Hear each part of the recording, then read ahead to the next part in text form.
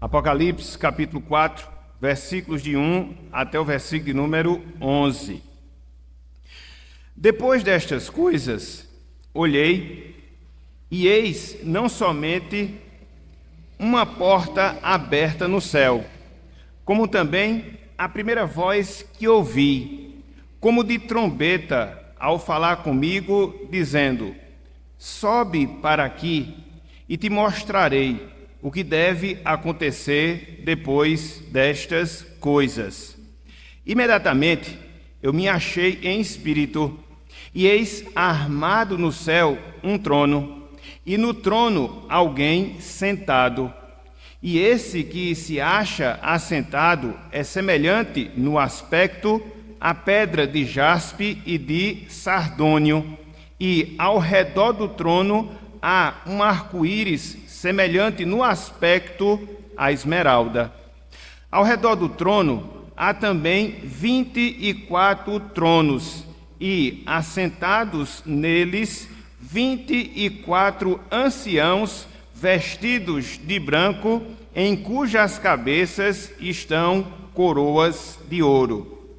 Do trono saem relâmpagos, vozes e trovões, e diante do trono ardem 7 tochas de fogo, que são os 7 Espíritos de Deus. Há diante do trono um como que mar de vidro, semelhante ao cristal, e também no meio do trono e à volta do trono 4 seres viventes, cheios de olhos por diante e por detrás. O primeiro ser vivente é semelhante a leão, o segundo semelhante a novilho, o terceiro tem um rosto como de homem, e o quarto ser vivente é semelhante à água, águia quando está voando. E os 4 seres viventes, tendo cada um deles, respectivamente, 6 asas, estão cheios de olhos ao redor e por dentro, não tem descanso, nem de dia nem de noite, proclamando: Santo, Santo, Santo é o Senhor Deus, o Todo-Poderoso, aquele que era, que é e que há de vir.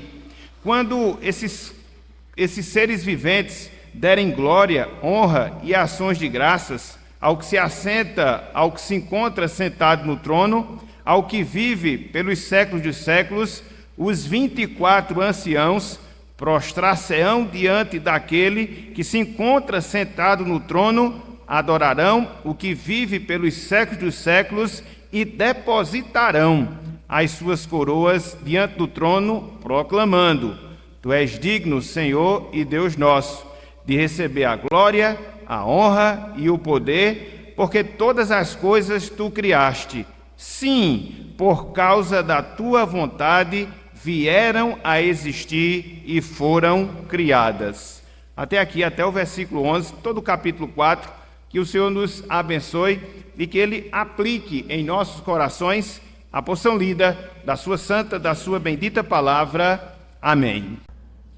Meus irmãos, minhas irmãs, meus amigos, minhas amigas, há várias maneiras, há várias formas em como Deus ele é descrito e descrito nas Escrituras, em como Deus é descrito e descrito na sua palavra. Em cada uma delas, ou seja, em cada uma dessas maneiras, através das quais Deus ele é descrito, nós podemos ver, melhor dizendo, algumas características bem especiais, qualidades bem específicas que nós encontramos na pessoa de Deus, no seu ser, sobretudo no relacionamento. Características essas diretamente relacionadas à nossa relação com Deus, à nossa relação com o Senhor, enquanto seu povo aqui neste mundo, enquanto seu povo aqui nesta terra. Por exemplo, quando nós olhamos para o Antigo Testamento, nós vemos Deus sendo descrito como o pastor do seu povo, que cuida, que alimenta, que protege de maneira muito clara. Essa é a verdade que nós encontramos no Salmo de número 23. Mas não só isso. No Antigo Testamento, nós observamos também Deus ele sendo descrito como um guerreiro. Sim, como um guerreiro, que atua na defesa, que atua na proteção daqueles que são seus, ou seja, do seu povo aqui neste mundo. Mas não só isso. Também nós encontramos na Bíblia, também nós encontramos na Palavra de Deus, Deus sendo descrito como o Rei soberano, que comanda a nossa vida, que comanda a vida do seu povo aqui neste mundo. Se nós percebermos bem, essa é a última descrição que nós vemos João fazendo acerca de Deus, nesse texto que nós lemos, nessa passagem de Apocalipse, capítulo 4, versículos 1 até o versículo número 11. Conforme nós temos aqui nessa passagem, Deus, meus irmãos, Deus, meus amigos, Ele está assentado no trono. E não é qualquer trono, mas Deus, Ele está assentado no trono da glória celeste, da glória celestial. Neste capítulo 4 de Apocalipse, a palavra trono, ela é mencionada pelo menos 12 vezes. Só para nós termos uma ideia, em toda a Bíblia, a palavra trono, referindo-se a Deus, ela aparece 67 vezes. No Novo Testamento, 47, dos quais 12 vezes a gente encontra só aqui, no capítulo 4 do Apocalipse. Por quê? Porque o objetivo do texto é justamente este. Por quê? Porque a finalidade da passagem é justamente esta: descrever a Deus como nosso Rei, descrever a Deus como nosso soberano, que se assenta no trono. Conforme nós observamos aqui na passagem, João, meus irmãos, João, meus amigos, ele é levado através de um êxtase à sala do trono de Deus, à sala do trono do Senhor. E João, pela graça divina, ele tem um vislumbre de toda a glória, de todo o fulgor celestial.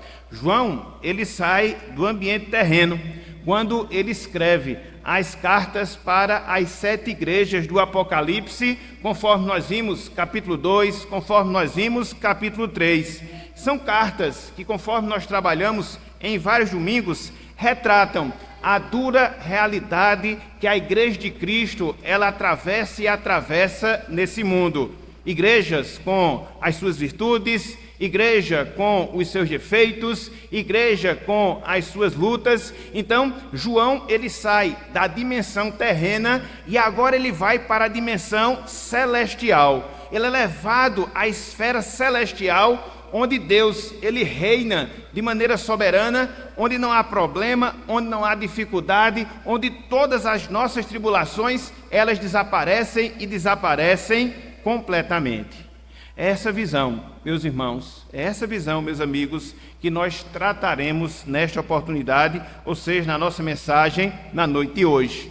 O nosso objetivo, através da nossa pregação, é considerar, é vermos alguns aspectos sobre o trono em que Deus ele exerce o seu reinado, não só o seu reinado sobre o seu povo, mas do trono onde Deus ele exerce o seu reinado sobre todo o mundo, quer seja o mundo no sentido físico, quer seja o mundo no sentido espiritual. Então, o título da nossa mensagem na noite de hoje é o seguinte: a visão do trono de Deus. A visão do trono de Deus. E aí, nós tentaremos responder pelo menos a 3 perguntas através dessa passagem que nós temos diante de nós, ou seja, o capítulo 4 de Apocalipse. Em primeiro lugar, a gente vai ver quem é que dá acesso para que nós possamos estar diante do trono de Deus.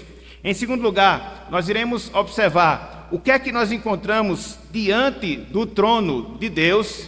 E, em terceiro lugar, nós iremos considerar aquilo que se faz diante do trono de Deus. Então, basicamente, a gente vai seguir esse roteiro, considerando aqui esses 3 pontos. Repetindo, quem nos dá acesso ao trono de Deus, o que é que nós encontramos diante do trono de Deus e o que é que nós fazemos diante do trono de Deus. Então, vamos lá, vamos abordar esses pontos. Vamos lá, vamos abordar essas divisões. com olhos aqui para esse texto, considerando em si essa passagem. Então, em primeiro lugar, meus irmãos, em primeiro lugar, meus amigos, quem nos dá acesso ao trono de Deus? Quem nos dá acesso ao trono de Deus? Vejam aí o que nós encontramos no versículo 1, vejam aí o que nós encontramos no versículo 2, Apocalipse capítulo 4, versículo 1 e também o versículo de número 2.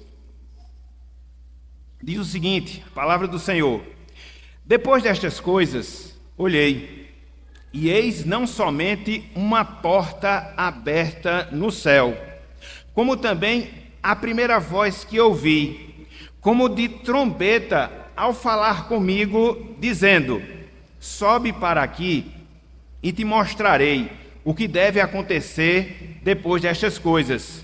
Versículo número 2.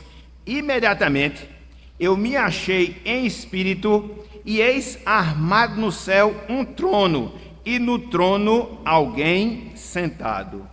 Aqui, meus irmãos, aqui, meus amigos, nós observamos o Senhor Jesus conduzindo a João à sala do trono de Deus, à sala do trono do Senhor. Conforme nós observamos aqui nessa passagem, nesse trecho, isso aconteceu através de uma visão. Isso aconteceu através de um êxtase que o apóstolo João ele teve. É interessante porque no final do capítulo 3, conforme nós observamos lá na carta que Cristo dirige à igreja de Laodiceia, sobretudo no versículo 20 do capítulo 3, Cristo ele pede para que os irmãos daquela igreja, ou seja, os irmãos da igreja em Laodiceia, abram a porta para ele, para Jesus. Aqui acontece o contrário, ou seja, dentro da perspectiva celestial, dentro da perspectiva eterna, é Cristo, meus irmãos, é Cristo, meus amigos, quem abre a porta para que assim nós pudéssemos ter, no caso aqui João, acesso não só à pessoa de Deus no seu trono, mas também Cristo ele abre a porta para poder nos desvendar os mistérios relacionados aos últimos acontecimentos, às últimas coisas que se darão nesse mundo no qual nós existimos. Então, existe, vamos assim dizer, uma ordem inversa. Dentro da perspectiva terrena, Cristo pede para que uma determinada igreja abra a porta para ele. Aqui não. Dentro da perspectiva celestial, Cristo ele abre a porta. Para quê? Para que nós possamos contemplar a Deus assentado no seu trono. Para quê? Para que ele, Cristo, possa nos desvendar os mistérios relacionados às últimas coisas, aos últimos acontecimentos. É por isso que Cristo, se dirigindo a João, ele diz: e te mostrarei o que deve acontecer depois destas coisas. Aqui, meus irmãos, aqui, meus amigos, nós aprendemos uma verdade, pelo menos uma verdade.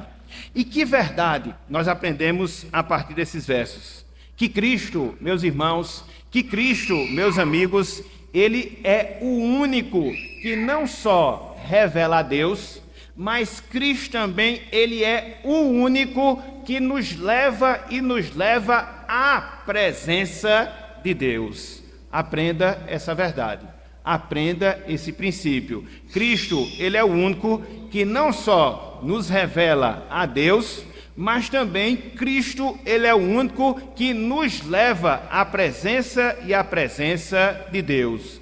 Conforme nós observamos, a partir do ensino das Escrituras Sagradas, Deus, meus irmãos, Deus, meus amigos, ele é Espírito.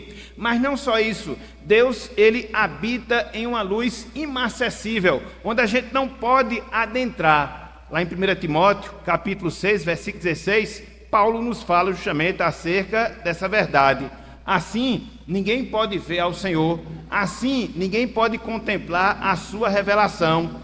Contudo, lhe aprove a Deus, no caso, que através de seu Filho, através de Jesus Cristo, ele, Deus, se revelasse a cada um de nós. Mas não só isso, Cristo é aquele que nos coloca na presença de Deus. o seu sacrifício, a sua morte expiatória, a sua morte substitutiva em nosso lugar na cruz do Calvário, nos garante, meus irmãos, nos garante, minhas irmãs, não só a comunhão presente que ora nós temos com Deus, mas também a obra sacrificial de Cristo nos garante a comunhão eterna que nós também teremos com Deus. Da maneira como João, ele tem essa visão, ele vislumbra aqui nessa passagem.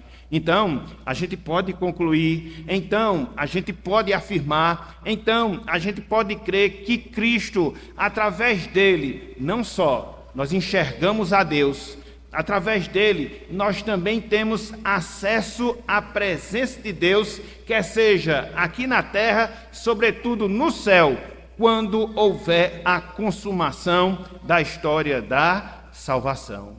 E aqui, meus irmãos, e aqui, minhas irmãs, fica uma particularidade para cada um de nós. Que particularidade? A necessidade, irmãos e irmãs, que nós temos de considerarmos a grande bênção, mas é de fato uma grande bênção que nós experimentamos, nós que experimentamos da salvação em Cristo Jesus, de quê? De poder contemplar a Deus. De quê? De poder desfrutar da comunhão com o Senhor, da presença de Deus, a partir da obra, a partir da pessoa de Jesus Cristo. Foi por isso que nós falamos hoje pela manhã, quando nós estávamos a tratar em relação à oração. Cristo, ele é o nosso mediador. Ele possui a natureza humana, ele possui a natureza divina, e isso faz com que não só ele nos revele o Pai de maneira clara, de maneira detalhada, de maneira precisa, mas também pelo fato de ser o nosso mediador, Cristo, ele nos dá a bendita realidade da comunhão com Deus, não só ao longo da nossa existência atual, mas a grande promessa que nós temos dessa mesma comunhão ser consumada dentro da sua perfeição, quando nós nos depararmos com a eternidade. Que gloriosa bênção nós temos, meus irmãos. Que gloriosa bênção nós temos, minhas irmãs.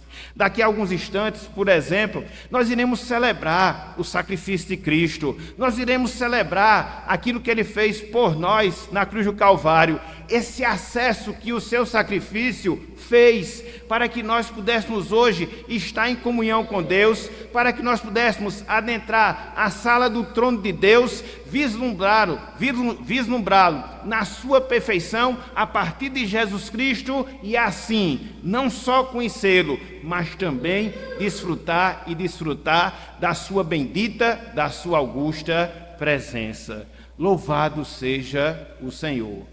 Deus, ele se revela através de Jesus Cristo. Louvado seja o Senhor. Deus, ele nos aceita a partir de Jesus Cristo. Louvado seja o Senhor. É o sacrifício do Cristo que nós iremos rememorar daqui a alguns instantes, que possibilita essas benditas esperanças, essas benditas realidades em relação às nossas vidas. Hoje, meus irmãos, hoje, minhas irmãs, a gente pode contemplar a Deus na face de Jesus.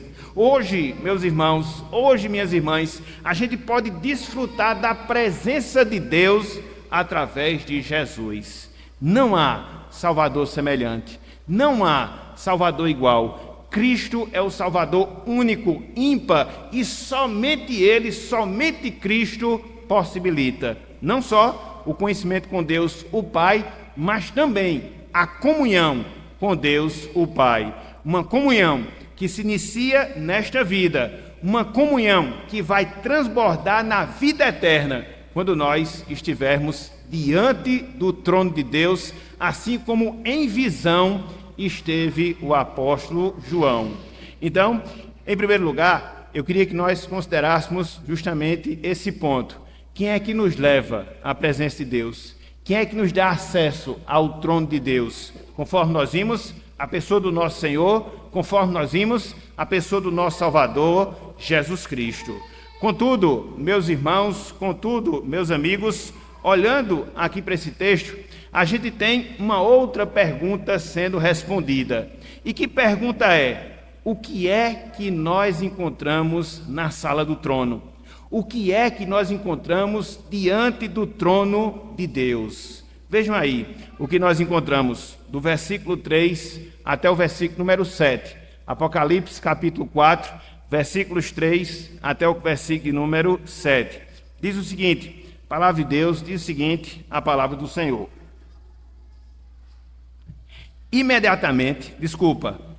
E esse que se acha assentado é semelhante no aspecto à pedra de jaspe e de sardônio, e ao redor do trono há um arco-íris, semelhante no aspecto à esmeralda. Ao redor do trono há também 24 tronos, e assentado neles 24 anciãos, vestidos de branco, em cujas cabeças estão coroas de ouro. Do trono saem relâmpagos, vozes e trovões, e diante do trono ardem 7 tochas de fogo, que são os 7 Espíritos de Deus. Há diante do trono como que um mar de vidro, semelhante ao cristal, e também no meio do trono e à volta do trono 4 seres viventes, cheios de olhos por diante e por detrás. O primeiro ser vivente é semelhante a leão, o segundo semelhante a novilho, o terceiro tem um rosto como de homem, e o quarto ser vivente é semelhante à águia quando está voando. Aqui nesse trecho, versículos 3 até o versículo 7, João, meus irmãos, João, meus amigos, ele descreve a visão que ele teve da sala do trono, a visão que ele teve da sala do trono de Deus. Conforme nós temos aqui nessa passagem, João ele usa uma linguagem imprecisa. Para quê? Para detalhar a visão que ele estava tendo do Senhor. Por quê? Porque nós, seres humanos, assim como aconteceu com o próprio apóstolo João, nós somos incapazes, meus irmãos, nós somos incapazes, meus amigos, de entender e contemplar a glória divina dentro da sua perfeição, de entender e contemplar a glória divina dentro da sua plenitude. É por isso que a expressão semelhante, ela acontece várias vezes, pelo menos 6 vezes, nesse trecho que nós acabamos de ler, versículo 3 até o versículo número 7. O próprio Deus, conforme nós temos aqui nessa passagem, ele é descrito em semelhança a 2 pedras preciosas.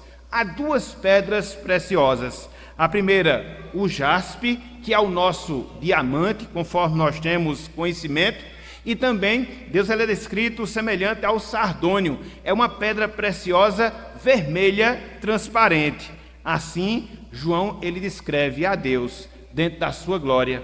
João descreve a Deus dentro do seu fulgor. João descreve a Deus dentro da sua maravilha, descrevendo de maneira semelhante a essas 2 joias preciosas, para que nós pudéssemos ter pelo menos um vislumbre daquilo que é ou de quem é Deus dentro do seu trono, assentado no seu trono. Então, depois que João vê Deus assentado no seu trono, depois que ele faz essa descrição imprecisa sim, mas nos traz à mente pelo menos uma noção geral da glória, do fulgor, da riqueza divina, João ele vai mais adiante e descreve alguns elementos que estavam ali perto, junto do trono de Deus. Por exemplo, no versículo 3, João ele fala de um arco-íris.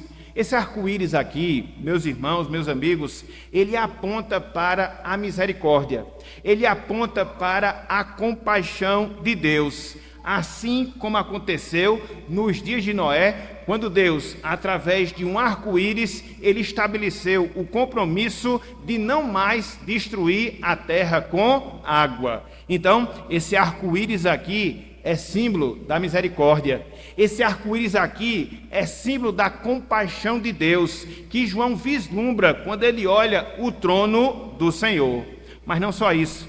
No versículo 4, João ele faz menção a 24 anciãos.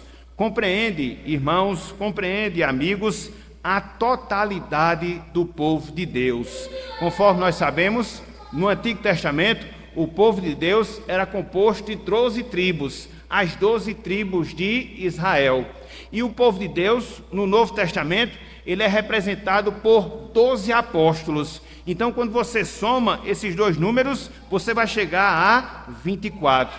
Então, esses anciãos aqui, eles simbolizam, repito, o povo de Deus na sua totalidade. Aquelas pessoas que foram lavadas e remidas com o sangue de Jesus Cristo, por isso eles estão vestidos de branco. Aquelas pessoas que estão no céu, que receberam os galardões, por isso nós vemos que esses anciãos, eles têm coroa nas suas cabeças. Então, dentro da visão que João tem, esses 24 anciãos, eles simbolizam o povo de Deus dentro da sua totalidade, quer seja no Antigo, quer seja no Novo Testamento. Mas mais, João, ele observa relâmpagos, João, ele observa vozes, João, ele observa trovões. Na primeira parte do versículo 5, ele faz menção a esses fenômenos. E o que é que eles simbolizam? Eles simbolizam o juízo que vem de Deus, quando ele se assenta no trono para julgar e julgar a terra, para julgar e julgar as pessoas.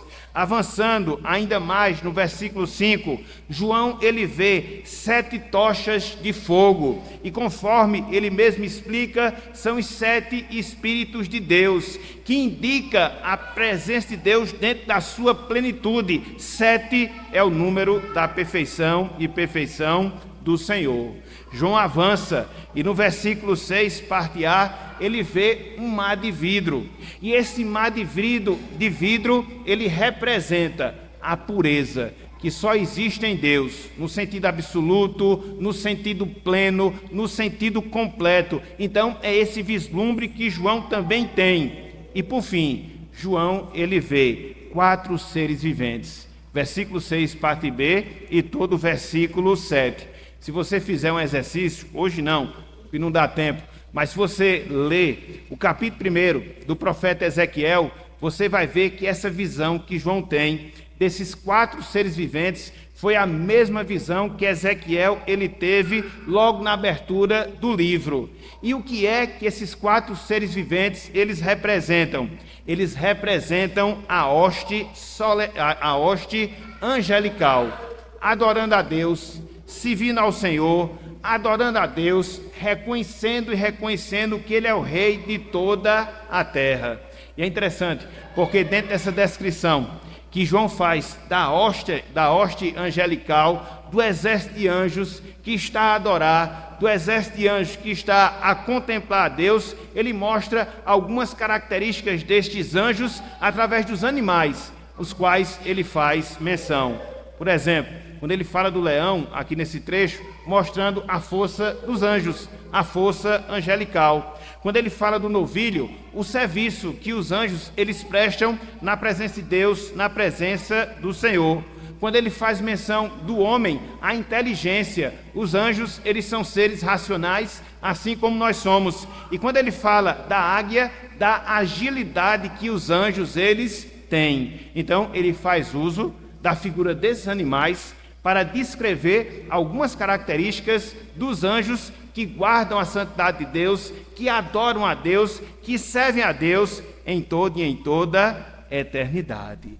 Então, o que nós temos aqui, meus irmãos, o que nós temos aqui, meus amigos, é a descrição que João faz de Deus, não de qualquer forma, mas a descrição que João faz de Deus em sua excelsa glória, na sua sublimidade, na sua santidade. É uma descrição única que João ele faz aqui de Deus dentro da sua visão. Deus é justamente este ser inigualável. Deus é justamente esse ser que detém toda a riqueza, que detém toda a preciosidade, que detém toda a misericórdia, que domina sobre tudo, sobre todos, que exerce o seu juízo e que está em toda a sua plenitude. E assim a gente conclui que o céu é céu, porque no céu está assentado Deus no seu trono. No céu, Deus está centralizado, reinando, evidenciando suas qualidades, evidenciando seus atributos ímpares, para a nossa adoração, para o nosso louvor. Então, perceba, meu irmão, perceba, minha irmã, o grande privilégio que eu, você, todos nós temos quando nós estamos na presença de Deus. Vivemos e vivemos na presença de Deus? Sim. Contudo, quando nós nos apresentamos diante do Senhor em culto solene, assim como nós estamos fazendo aqui, assim como nós estamos fazendo agora, cantando as glórias do Senhor, anunciando a sua palavra, nós estamos também vislumbrando a Deus em toda a sua glória, em toda a sua sublimidade. Na verdade, quando nós nos apresentamos diante de Deus para adorá-lo, quando nós nos apresentamos diante de Deus e reconhecemos as suas perfeições, nós estamos nos preparando para um instante glorioso, que na eternidade também estaremos na presença de Deus e, a exemplo da visão de João, contemplaremos a Deus dentro do seu fulgor, dentro da sua glória, indescritível, sob o ponto de vista humano, que a gente não consegue enxergar dentro da sua precisão. É por isso que João faz uso de figuras, de coisas semelhantes, para que a gente possa ter pelo menos uma noção geral do que é a glória de Deus. Então, é no culto solene, meus irmãos, é no culto solene, minhas irmãs, que nós temos essa percepção, ainda imperfeita, sim, ainda limitada, sim, mas dentro da esperança, que mais cedo ou mais tarde, quando nós adentrarmos a eternidade, nós estaremos com a nossa visão precisa de toda a glória, de todo o fulgor, de toda a majestade da pessoa do nosso Deus, para que assim a gente possa desfrutar da sua presença. Louvado seja Deus por esse grande benefício, louvado seja Deus por essa grande promessa, louvado seja Deus por essa visão que João tem e que nos ajuda a entender pelo menos um pouco da glória e da majestade do nosso Deus. Então, no primeiro momento, o que é que nós vimos? Quem é que nos leva à presença de Deus? Jesus Cristo. No segundo momento, o que foi que nós acabamos de ver? O que é que nós vimos? O que é que nós presenciamos quando nós estamos diante do trono de Deus? Toda a sua glória, toda a sua majestade. Mas não só isso. Em terceiro e último lugar, meus irmãos, meus amigos, eu queria que nós observássemos a atitude que nós temos quando nós estamos diante de Deus. A atitude diante de Deus. Vejam aí, versículos 8 até o versículo número 11. Apocalipse capítulo 4, versículos 8 até o versículo número 11. Diz o seguinte, palavra do Senhor.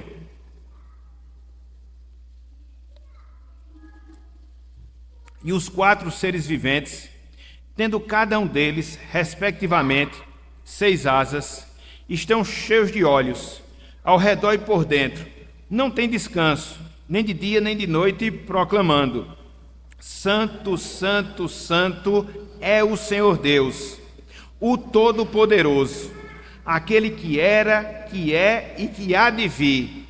Quando esses seres viventes derem glória, honra e ações de graças ao que se encontra sentado no trono, ao que vive pelos séculos dos séculos, os 24 anciãos prostrar-se-ão diante daquele que se encontra sentado no trono, adorando o que vive pelos séculos dos séculos, e depositarão as suas coroas diante do trono, proclamando: Tu és digno, Senhor e Deus nosso, de receber a glória, a honra e o poder, porque todas as coisas tu criaste, sim, por causa da tua palavra, vieram a existir e foram criadas. Aqui nesses versos, meus irmãos, aqui nesses versos, meus amigos, João, ele destaca a postura, a atitude, o procedimento daqueles que estão na presença de Deus, daqueles que estão na presença do Senhor. E quais são esses procedimentos? Quais são essas atitudes? O que é que nós fazemos? O que é que nós fazemos quando nós estamos diante do trono de Deus? Nós adoramos a Deus, nós louvamos ao Senhor. Diante de Deus, nós adoramos a Deus, diante de Deus, nós louvamos e louvamos ao Senhor. É interessante porque aqui nesse texto, João ele destaca as duas categorias de seres e também aquilo que esses seres eles estão a fazer. Conforme nós observamos, os seres humanos, representados pelos 24 anciãos, eles estão na presença de Deus, adorando a Deus. Eles estão na presença de Deus, adorando ao Senhor.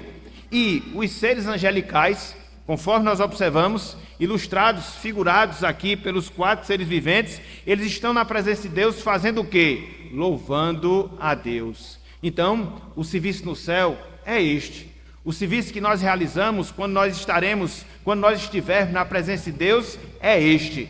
Nós adoraremos e nós louvaremos aquele que se assenta no trono. Esta é a atividade que será realizada quando nós adentrarmos a eternidade.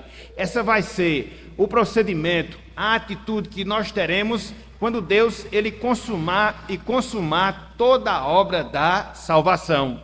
Não só os seres humanos que foram remidos, que foram salvos ao longo da história humana, representado pelos 24 anciãos, mas também toda a hoste celestial, angelical, nós juntos estaremos adorando e louvando ao nome do nosso Deus.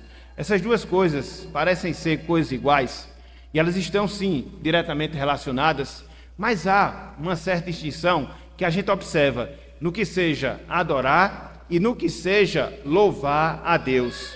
A adoração a Deus, meus irmãos, meus amigos, tem a ver com o que nós reconhecemos acerca de Deus. A adoração tem a ver em nós reconhecermos quem Deus é. E aqui nós observamos, conforme nós temos no versículo 8, aqueles 4 seres viventes fazendo justamente isso. Eles estão adorando a Deus, reconhecendo a sua santidade, reconhecendo o seu poder, reconhecendo a sua eternidade. Então, eles estão fazendo isso, eles estão adorando a Deus. E os 24 anciãos, eles estão louvando a Deus. E o que é louvar? É reconhecer os feitos de Deus, é reconhecer as suas obras, é reconhecer aquilo que Deus faz. E eles chamam a atenção aqui ao fato de Deus ele ser criador dos céus e da terra e de ter trazido todas as coisas à existência.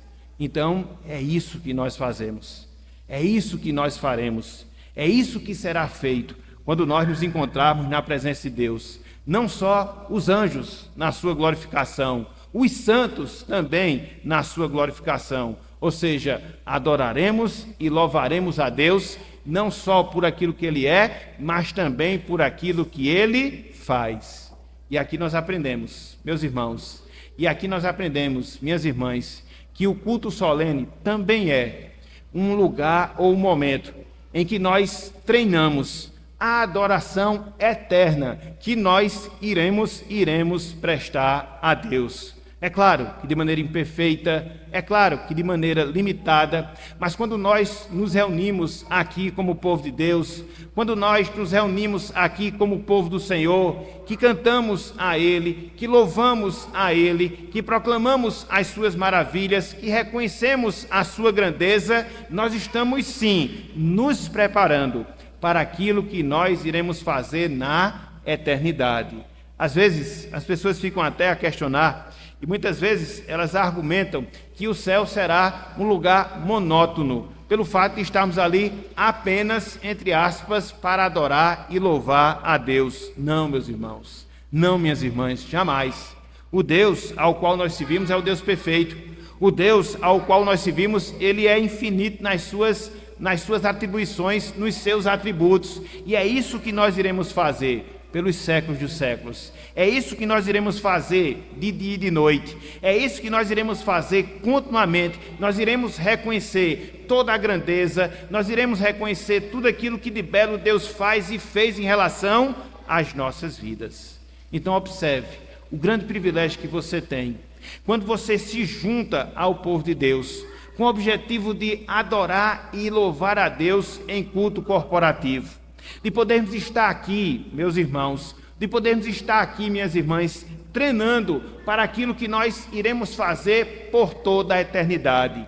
a cada domingo, a cada instante que Deus nos dá para que nós compareçamos à sua presença, Ele está nos possibilitando justamente esse privilégio de aperfeiçoarmos a nossa condição enquanto adoradores, de aperfeiçoarmos a nossa adoração, de aperfeiçoarmos o nosso louvor, para que assim nós possamos fazer perfeitamente quando nós nos encontrarmos com Ele lá no céu e por toda a eternidade. Então, o que é que nós fazemos diante do trono? Nós adoramos. O que é que nós fazemos diante do trono de Deus? Nós louvamos e louvamos a pessoa do nosso Senhor. Então, na noite de hoje, nós consideramos alguns pontos, pelo menos alguns pontos, da visão que João tem do trono de Deus, da visão que João tem do trono do Senhor. E a gente viu pelo menos 3 desses pontos, a gente viu pelo menos 3 dessas verdades. Em primeiro lugar, nós observamos que é Cristo quem nos leva à presença de Deus diante do trono. Em segundo lugar, nós observamos a sublimidade que é o trono de Deus quando nós estamos a contemplá-lo assentado no seu trono. E, em terceiro lugar, nós vimos aquilo que nós fazemos quando nós estamos diante de Deus. Nós adoramos a Deus por aquilo que Ele é, nós louvamos a Deus por aquilo que Ele faz. Que grande privilégio, que grande bênção Deus, Ele concede a cada um de nós, meus irmãos, a cada um de nós, minhas irmãs, que fazemos parte do seu povo, que compomos as suas ovelhas e que temos a certeza de que mais cedo ou mais tarde com Ele estaremos, para que essa visão de João, ela se concretize na nossa vida para a glória do nosso Deus. Mas não só isso. Encerrando a nossa mensagem na noite de hoje, eu queria me dirigir especificamente para aquelas pessoas que ainda não são salvas, para aquelas pessoas que ainda não assumiram um compromisso com o Senhor, para aquelas pessoas que ainda não se voltaram para Deus. Meu amigo, minha amiga, que grande privilégio você está perdendo por não desfrutar e por não estar na presença de Deus. Infelizmente, a realidade da sua vida é que você desperdiça o seu tempo. Infelizmente, a realidade da sua vida é que você desperdiça oportunidades de estar em comunhão com Deus, de estar em comunhão com o Senhor, optando tão somente por satisfazer os desejos da sua carne. E o pior de tudo, meu amigo, e o pior de tudo, minha amiga, caso você não se arrependa e prossiga nesse caminho, e prossiga nesse padrão, você estará diante do trono de Deus, não para desfrutar da salvação, mas você estará diante do trono de Deus como um réu, para ser julgado e para ser punido por Ele. Por isso, atente bem para a sua situação. Por isso, não perca a oportunidade que o Evangelho lhe proporciona de você desfrutar desse bendito privilégio de adorar e adorar a Deus na sua presença por toda a sua eternidade. Porque nós somos seres eternos. De maneira limitada, mas somos. De maneira relativa, mas somos. Então, não perca essa oportunidade. Volte-se para Deus. Volte-se para Jesus Cristo. Contemple a Deus na sua glória. Contemple a Cristo na sua glória. Arrependa-se dos seus pecados. Se volte dos seus caminhos maus. Clame pela graça de Deus, para que Deus, mediante Cristo, faça com que você possa ter um vislumbre da sua pessoa e assim você se volte para Ele, em humilhação, em contrição, em arrependimento, e pela graça de Deus, Ele possa regenerar o seu coração, lhe tornar uma nova criatura em Cristo Jesus, para que assim, a partir disso, você também possa ser um adorador diante do trono de Deus, diante do trono do Senhor. Não perca as oportunidades. O Evangelho oferece as oportunidades. Ele oferta esses benefícios. Então, agarre-os. Clame pela graça do Senhor. Agarre-os. Peça para que Deus infunda no seu coração a verdade da sua palavra. E assim você se volte para Ele, para a glória e honra do seu santo e excelso nome. Então, meus irmãos, meus amigos, que Deus Ele nos abençoe, que Ele aplique a sua palavra em nossos corações E o que nós vimos hoje, que possa ser uma preparação, pelo menos termos uma vaga noção daquilo que, mais cedo ou mais tarde, nós desfrutaremos na presença de Deus, diante do seu trono, para a glória do seu nome. Que Deus nos abençoe e aplique a sua palavra em nossos corações. Amém.